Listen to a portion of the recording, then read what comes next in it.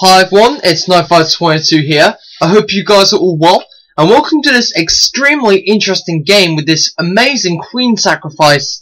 This game was played by Mezhnetikov, playing the white pieces, and it was just an amazing game to see. Obviously, being Mikhail Tal's trainer, I really looked up to Mikhail Tal, and it was interesting. You could really see Mikhail Tal in his trainer. So now let's take a look at the game. It starts out with pawn to e4. And pawn to c5. This game is very, very complex. It's a very nice tactical game. Okay, knight f3, knight c6. This is the old Sicilian. d4, c takes, knight takes, and then we have an accelerated dragon with g6. So black's planning to fianchetto the bishop. Knight c3, and then black actually, fianchettos the bishop now, putting it on a nice diagonal along with these two knights. Bishop to e3, pretty standard stuff. May indicate castling queenside. And then knight f6 and bishop to c4. And then black goes ahead and gets castled. So nice position from white, but a nice strong position for black as well. He's not really committing his pawns at the moment. He's sort of not showing his hand with what he's going to do with his central pawns. He's playing sort of hyper modernly. And now white just plays the bishop back to b3. And I think the main idea with behind bishop back to b3 is on c4 it could be just a bit vulnerable for attack, and this diagonal is really, really strong, as you may know, obviously, because the bishop's pointing at the king. It's really, really good for the bishop, so obviously Smeshnikov probably wants to keep the bishop on that diagonal. And now black plays his knight down to g4, and you may be thinking, yes, this knight is undefended, but this came from my removing the defender video tactic. I'll put a link in the video. But now what you can see is if queen takes c4, then obviously black can go ahead and take the knight on d4, which is exactly what happens. So queen takes g4, leaving the knight undefended. And obviously if bishop takes, then obviously bishop takes here. And now white plays his queen over to h4. So what you can see now is, I think white is trying to exploit the light squares. The dark squares, possibly bishop h6, and then get the queen into h6. And now black brings the queen out to a5, and white will just castle, just to get rid of this pin on this knight. At bishop f6, this is where things get very, very interesting. Bishop f6. Now, what you'll notice, the next move is queen takes h6, is the queen sacrifice for you. But what you'll notice is, after queen takes h6, this knight is undefended, again removing the defender. So what white does is, he doesn't actually take the queen right away. He plays knight e2 check, just delaying it. And then after the knight is brought over, back retreating, only then does he take the queen. So white has two minor pieces for the queen, but again, it's still 3 points down on material.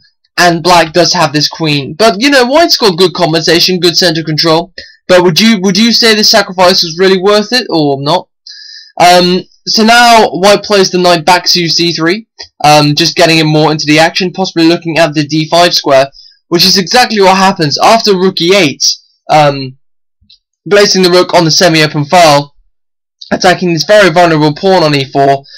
White then plays the knight into d5. And this is a very interesting move. It's basically an octopus knight, which is what King's Crusher said about it. Basically, this knight's controlling all of the 8 squares.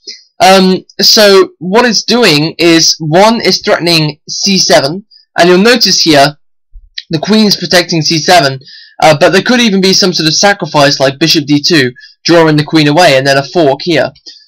Also, it's attacking the f6 square, threatening a fork here. So if rook takes e4, then there will be a fork and winning the rook on e4. Okay, so black, to counteract this, moves the rook and also defends the pawn at the same time. And now white gets the bishop onto a very useful diagonal along here, turning to play d4, and also maybe indicating bishop c3, just getting this queen out of the game. This queen isn't doing all that much at the moment. And black just plays the king up to g7, because obviously this is being double attacked on, and he won't really want to lose his rook for a knight. So that's why he's bringing his king up, just for extra protection. So now white will play the rook to d1, that's just basically getting more central control, getting along the open d file, and then pawn to d6. So black's trying to get in the game a little bit more because black is on the defensive since the queen was sacrificed. So now you see rook d3, just bringing the rook up to control this third file down here. And now bishop to d7. So this bishop, hopefully, I think what black's trying to do is he's trying to do deflection. Obviously, there's a threat here of bishop to g5, b5, threatening both these rooks, so skewering them. So white will have to lose one of the rooks. He could also play c4, but that's the threat anyway. So white plays the rook over to f3, putting further pressure on f6, and bishop to b5 is played anyway. And it's interesting, instead of moving the rook right away, it's one of these sort of grandmaster in-between moves where the bishop is brought back to c3 now, attacking the queen.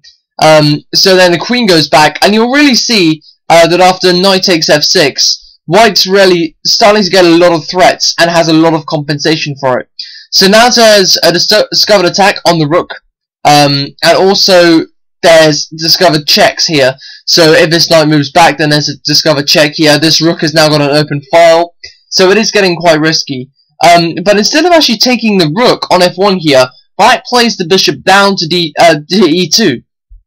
And the reason that black didn't take the bishop is this rook here isn't doing all that much. So if black was to go ahead and take the rook, it would kind of be a waste. What black really wants to do is he really wants to trade this rook off, because this rook is a strong rook, which is really putting pressure on black's king.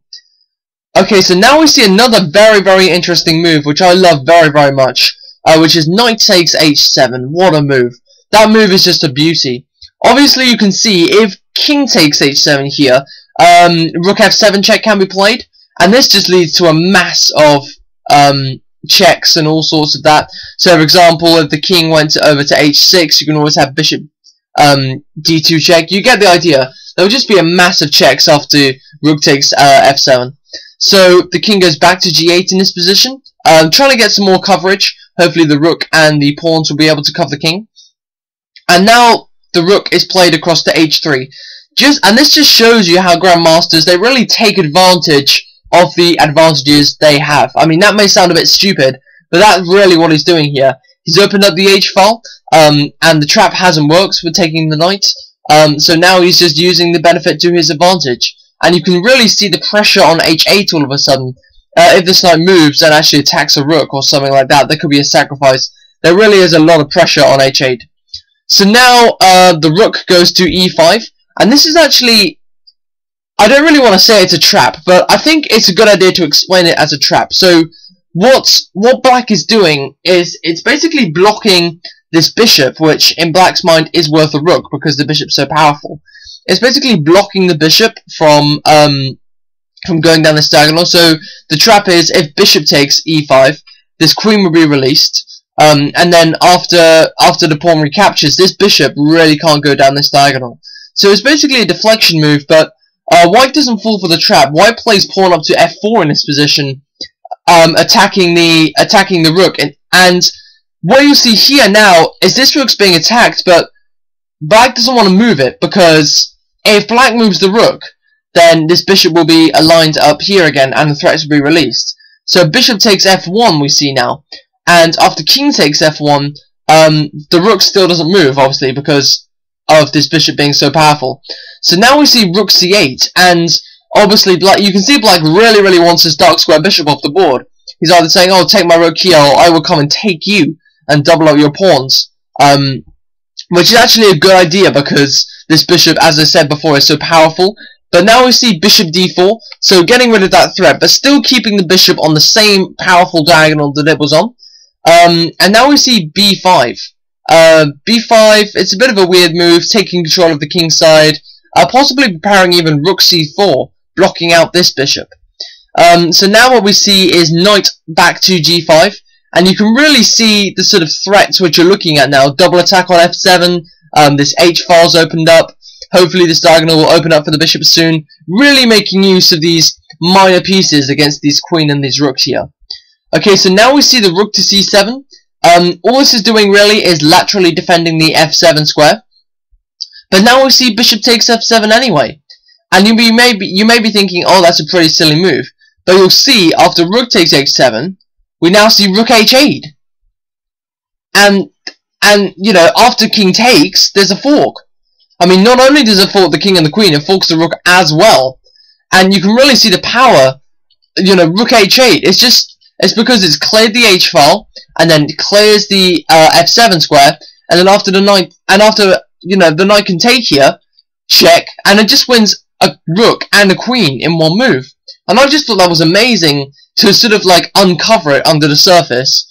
And you can really see here, White's got 2 minor pieces for Black's rook, and is up a load of pawns as well. So we see rook takes e4, knight e6 just defends the bishop, rook takes f4, but after king e2, Black goes ahead and resigns here, because obviously, as I said, he's down a lot of pawns, and he's down the bishop and the knight for the rook, which is another pawn up in itself.